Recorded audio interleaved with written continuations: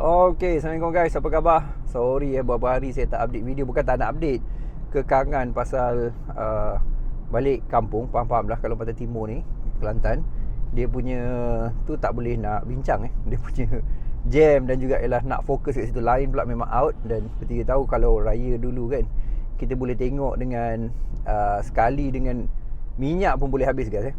Alright. So welcome back pada minggu ni. Pada yang baru follow FTT, selamat datang. Saya Jero Azrul.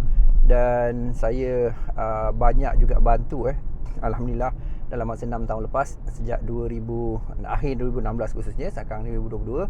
Dan banyak dah lahirkan konsisten dan profitable trader lah. Okay guys, dia macam ni. Bila saya ambil topik ni ialah bila kita dah bercuti, bila kita dah mula kita dah ada, maksudnya lah occasion tertentu ataupun kita ada benda-benda tertentu yang kita buat.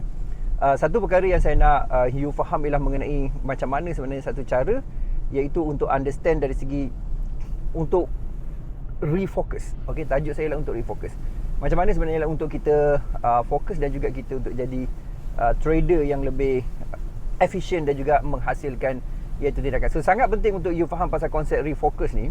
Itu saya nak you fokus pada iaitu apa yang you nak kena buat.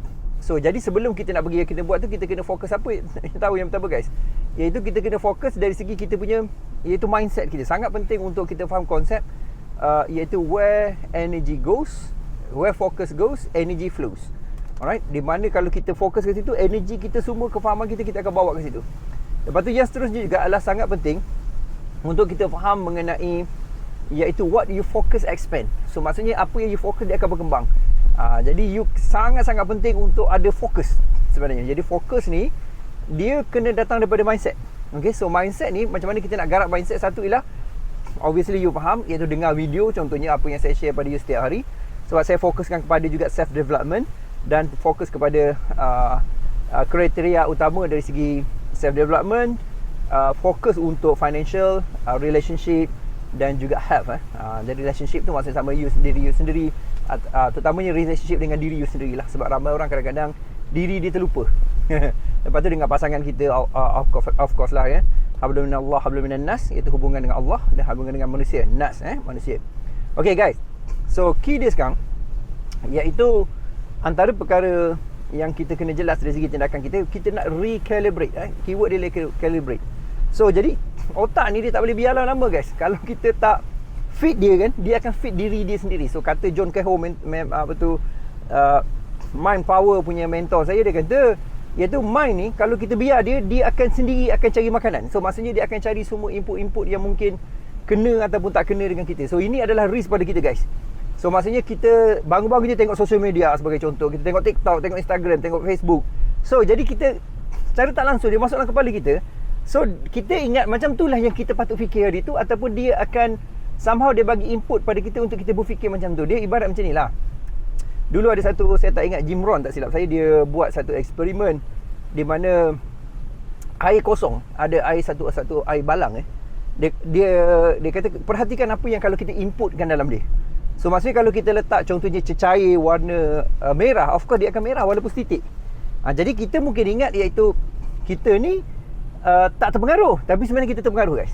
Terpengaruh sebenarnya, sikit atau sebanyak, consciously ataupun subconsciously, alright, ataupun unconsciously.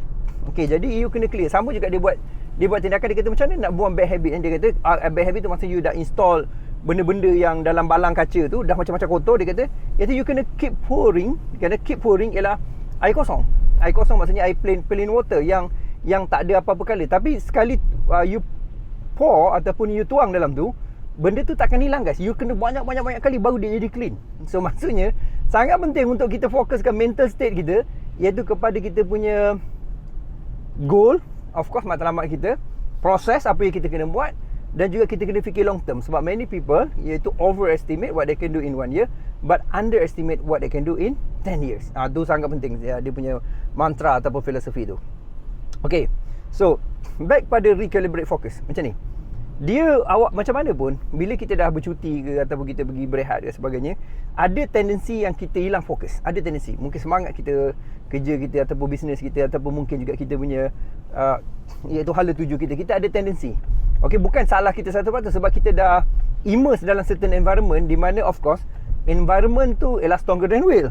So kalau you, contohnya kalau you allow diri you berehat, lama-lama dia akan berehat. Dan kata ikut sains daripada tak silap saya Einstein juga, iaitu body in rest, stay in rest. Kan, maknanya body yang selalu berehat, dia akan selalu berehat. Kan, body in motion, stay in motion. Maksudnya macam mana nak create momentum ataupun you nak teruskan apa you buat, you kena sentiasa in motion. Maksudnya sentiasa move. Dia kena buat kan. So apa yang kena buat yang pertama ialah saya nak you iaitu start fikir balik apa sebenarnya yang you punya matlamat. Okay, so you tulis kan, free writing macam saya tulis juga dalam obviously dalam Samsung Full saya. So kalau you boleh tanda kertas ke apa, it should be fine. Dia bukan isu itu. Isu ialah kita tulis pasal otak kita ada tendensi untuk lebih ada clarity bila kita menulis guys. So really important free writing. So dalam konteks ni saya nak you fokuskan pada free writing di mana you tulis balik goal setting you. Okay, you nak apa sebenarnya? You nak jadi apa? Apa yang you perlu dalam hidup you? Okay, pada sama juga ialah macam mana you nak rasa secara emotionnya dalam apa you buat. Kan, you tulis benda tu, you kena recalibrate guys.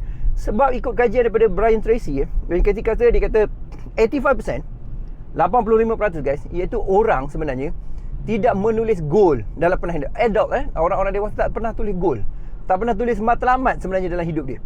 85%. Jadi 15% je yang tulis matlamat. Kau bayangkanlah.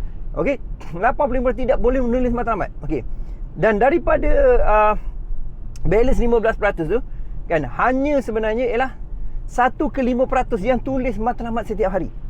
Sebab tu yang kaya kalau you perasan 1/5% je top 20 dalam dunia ni ataupun kita boleh kata top 5 ataupun top 1 dalam dunia ni. So apa yang saya nak highlight pada ialah really important untuk you ialah sentiasa tulis goal matlamat you. Pasal ini akan bantu fokus, akan bantu you punya expansion pada mindset you, dan juga you akan neofrontal cortex you akan bentuk reticular activity system di mana dia akan bantu you untuk decipher di antara maklumat yang perlu dan tak perlu.